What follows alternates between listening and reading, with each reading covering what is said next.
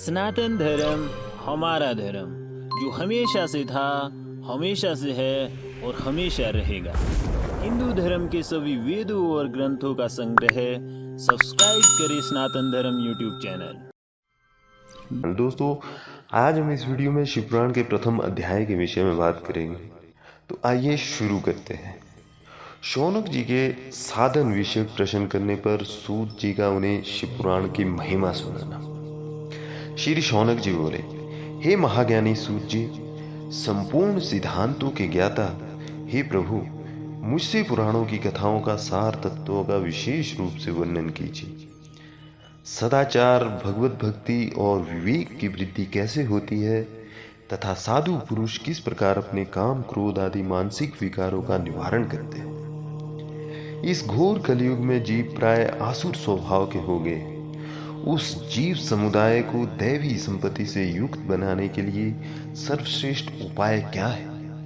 आप इस समय मुझे कोई ऐसा शाश्वत साधन बताइए जो कल्याणकारी वस्तुओं में भी सबसे उत्कृष्ट एवं परम मंगलकारी हो तथा पवित्र करने वाले उपायों में भी सर्वोत्तम पवित्र कारक उपाय हो। तात वो साधन ऐसा हो जिसके अनुष्ठान से शीघ्र ही अंतःकरण की विशेष शुद्धि हो जाए तथा उससे निर्मल चित्त वाले पुरुष को सदा के लिए शिव की प्राप्ति हो जाए। सूत जी बोलते हैं, मुनिश्रेष्ठ शौनक, आप धन्य हैं।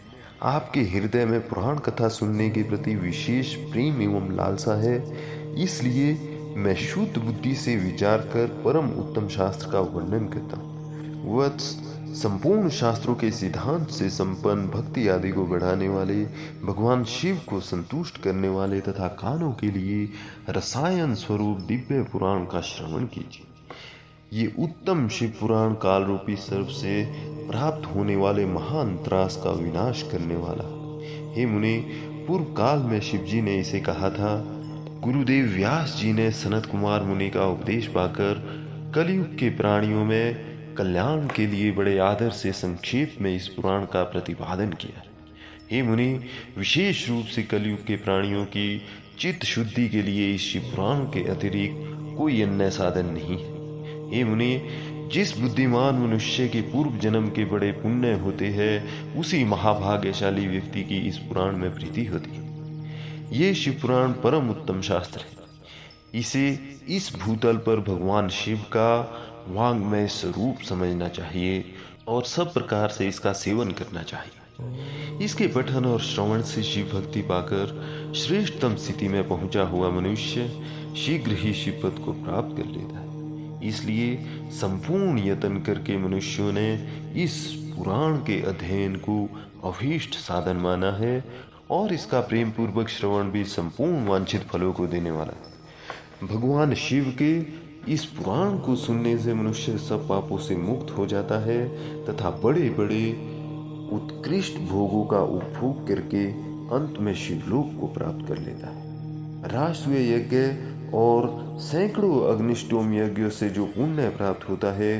वो भगवान शिव की कथा के सुनने मात्र से प्राप्त हो जाता है। हे मुनि, जो लोग इस श्रेष्ठ शिव पुराण का श्रवण करते हैं, उन्हें मनुष्य नहीं समझना चाहिए। वो रुद्र स्वरूप ही है, इसमें संदेह नहीं है। इस पुराण का श्रवण और कीर्तन करने वालों के चरण कमल की धूलि को मुनिगण तीर्थ ही समझते हैं। जो प्राणी परम पद को प्राप्त करना चाहते हैं, उन्हें सदा भक्ति पूर्वक इस निर्मल शिव पुराण का श्रवण करना चाहिए। हे मुनिश्रेष्ठ, यदि मनुष्य सदा इसे सुनने में समर्थ ना हो तो उसे प्रतिदिन स्थिर चित्त से एक मुहूर्त भी इसको सुनना चाहिए। यदि मनुष्य प्रतिदिन सुनने में भी अशक्त हो तो उसे किसी पवित्र महीने में इस शिव पुराण का श्रवण करना चाहिए। जो लोग एक मुहूर्त, उसका भी आधा अथवा क्षण मात्र भी इस शिव पुराण का श्रवण करते हैं, उनकी दुर्गति नहीं होती। हे मुनीश्वर, जो पुरुष इस शिव पुराण की कथा को सुनता है, वह सुनने वाला पुरुष कर्म रूपी महावन को जलाकर संसार के पार हो जाता है। हे मुनि, सभी दानों और सभी यज्ञों से जो पुण्य मिलता है, वो फल भगवान शिव के पुराण को सुनने से निश्चल हो जाता है। हे मुनि, विशेषकर इस कली काल में तो शिव पुराण के श्रवण के अतिरिक्त मनुष्यों के लिए मुक्तिदायक कोई अन्य श्रेष्ठ साधन नहीं।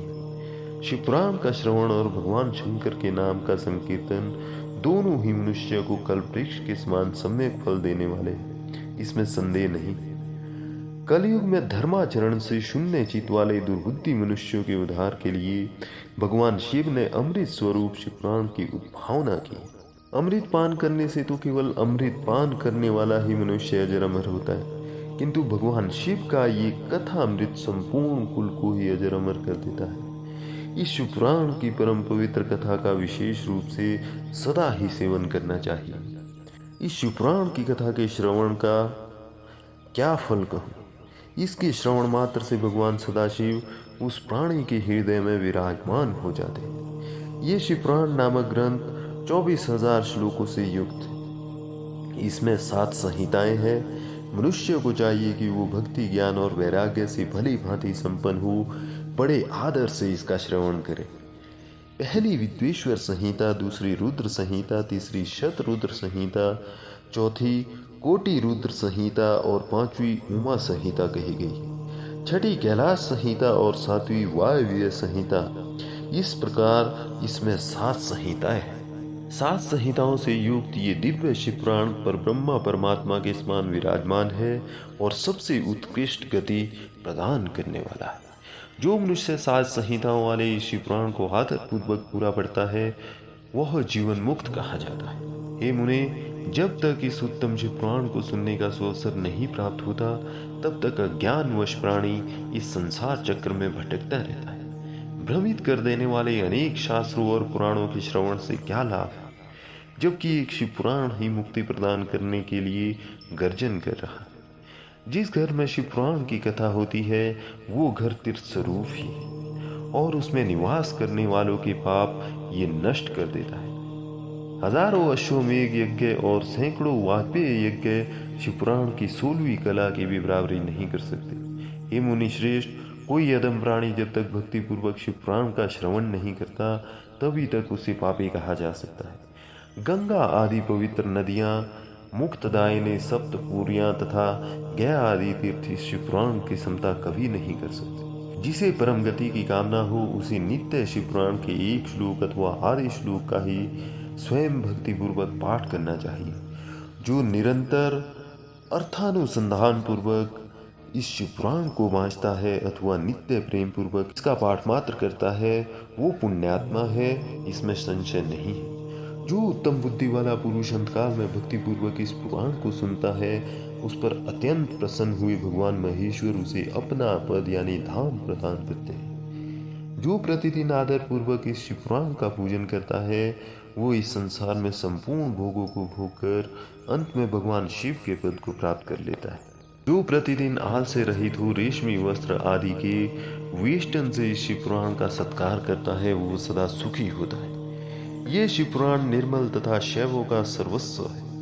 यही लोक और परलोक में सुख चाहने वाले को आदर के साथ प्रयत्न पूर्वक इसका सेवन करना चाहिए। ये निर्मल एवं उत्तम शिवपुराण धर्म, अर्थ, काम और मोक्ष रूप चारों पुरुषार्थों को देने वाला है। अतः सदा प्रेम पूर्वक इसका श्रवण एवं विशेष रूप से पाठ करना चाहिए। वेद, इतिहास तथा अन्य शास्त्रों में ये शिवपुराण विशेष कल्याणकारी है, ऐसा मुमुक्षु जनों को समझना चाहिए।